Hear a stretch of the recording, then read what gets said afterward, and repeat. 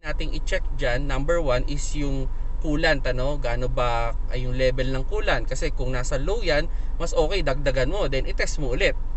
Now, kung wala naman dun sa coolant, okay yung coolant, isa sa mga pwede nating i-check dyan is yung ating radiator cap. Baka naman sira na yung iyong radiator cap.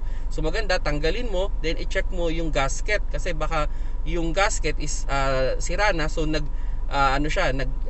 kumbaga lumalabas na yung pressure do sa gas, do sa radiator cap, so kaya nag-overheat, then yun, i-evaluate mo rin yung iyong coolant. Baka naman kalawangin na yung iyong coolant, kasi kung kalawangin yan, pwedeng may problema ka sa water pump. Okay, kumbaga yung iyong water pump is kinakalawang na, pwedeng kulang na yung ngipin niya, kaya hindi na siya makapag pa-circulate ng maayos na coolant.